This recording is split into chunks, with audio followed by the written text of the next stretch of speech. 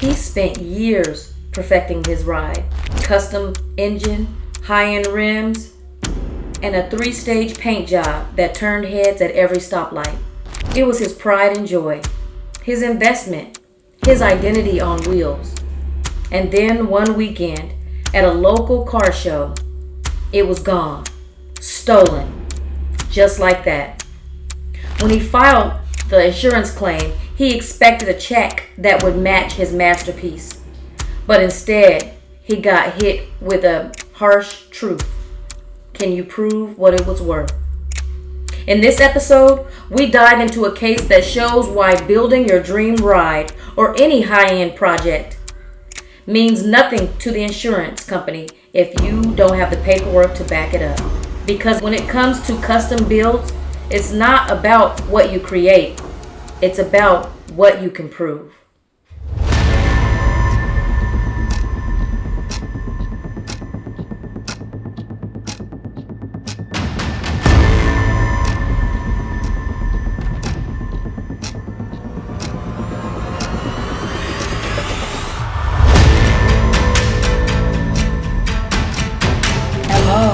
And welcome to another episode of Top Priority Chronicles. This episode is titled From Show Car to No Car.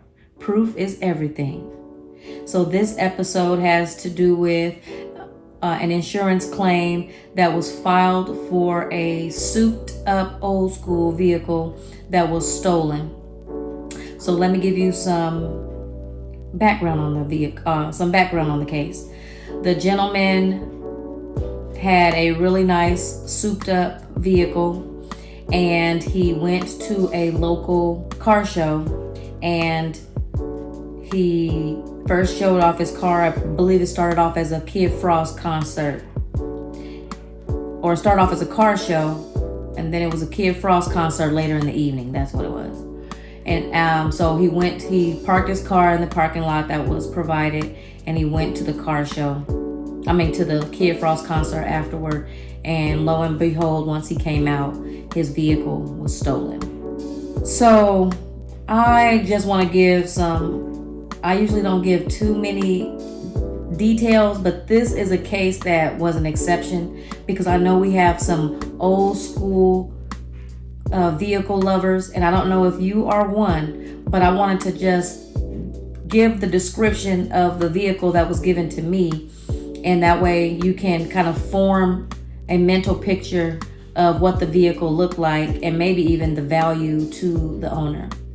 The vehicle was a 1963 Super Sport Impala, frame off, rebuilt by the gentleman himself from the ground up. Every part on the car was replaced and upgraded with the exception of the black interior, the engine heads, and the block. So he did not replace those. He had the vehicle repainted with a 3-stage paint job. The vehicle was painted black with custom chrome flakes and patterns. It had marble and water effects throughout the vehicle. The engine was a small block 350 rebuilt, and everything under the hood was new, chromed out with blue wires and glow lights. The vehicle had Travel Star 13-inch tires and rims, all brand new. There were 10 batteries under the hood to operate the hydraulic system.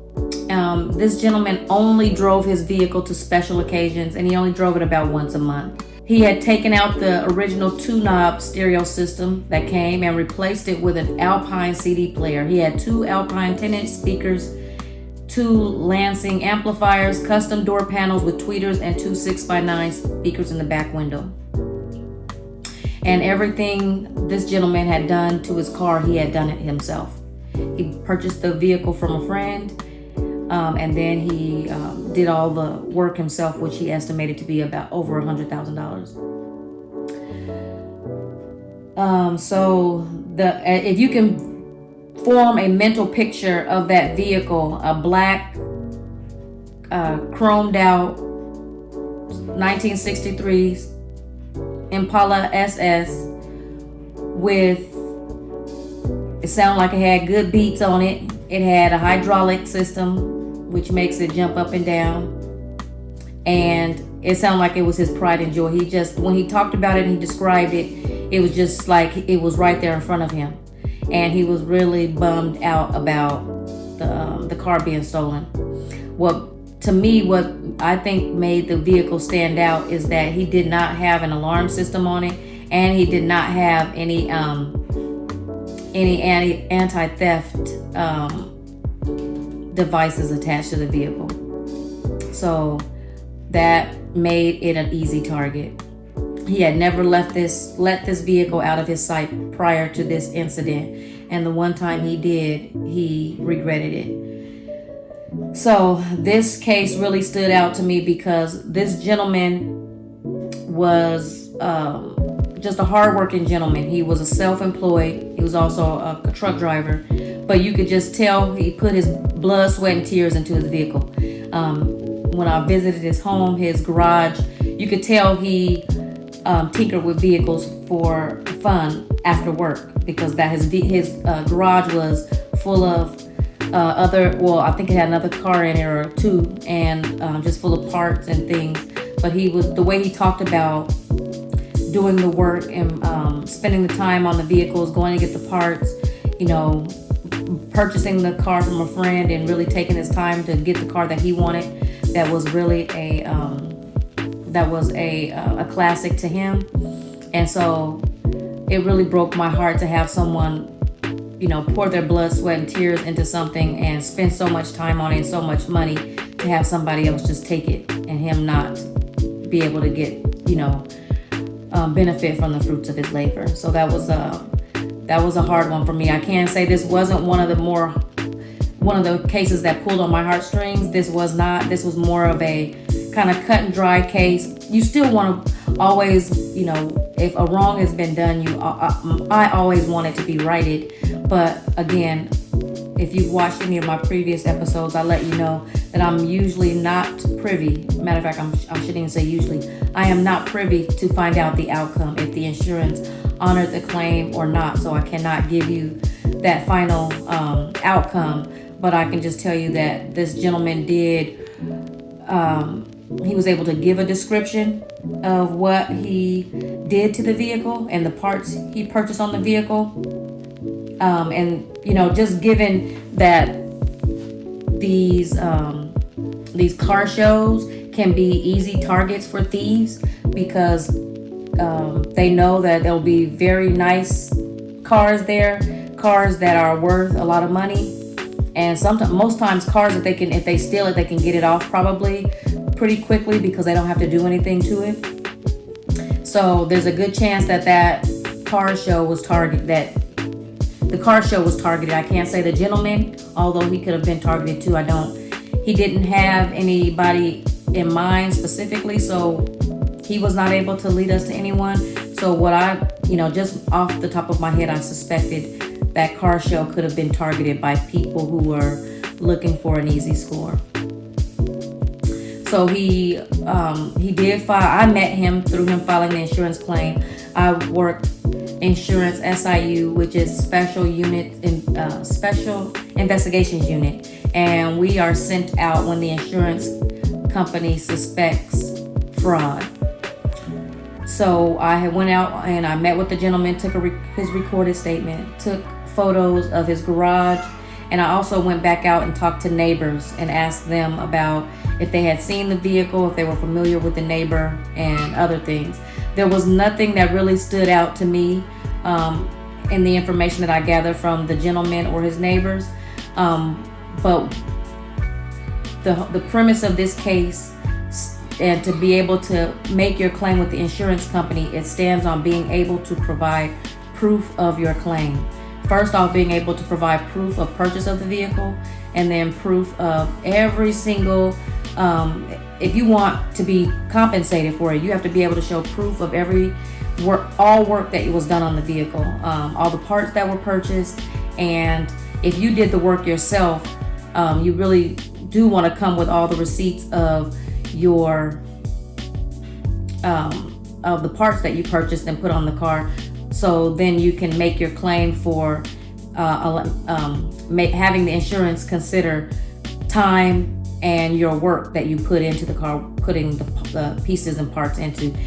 It may cause for a rough estimation of how much time you put in. And that's why I want to say up front, keep track of everything, all receipts, If you can, keep a little booklet where you're noting the hours that you're spending fixing the vehicle. The more information you have, the more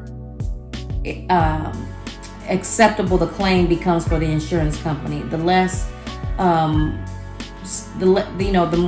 if they suspect fraud, they take more steps to try to wean out whatever their concerns are. So if you give them everything they need up front, all the receipts, and if you just cross all your T's and dotted all your I's, you should be good to go. So I just want to encourage anyone that is working on a project, whether it be another, rebuilding a vehicle, a house, anything of high value, you want to make sure that you're keeping your receipts and documenting the work that's being done, the workers that are doing the work, and you're just keeping a track of all monies spent. So that way, if you ever need to file a claim on that, you have all the documentation that the insurance company is going to request. The insured, the gentleman that had rebuilt the car was very cooperative. I must say, I personally did not read any red flags from him. Doesn't mean that there wasn't any, but I didn't pick up on anything. He just seemed to be forthcoming. He was just authentic in his presentation.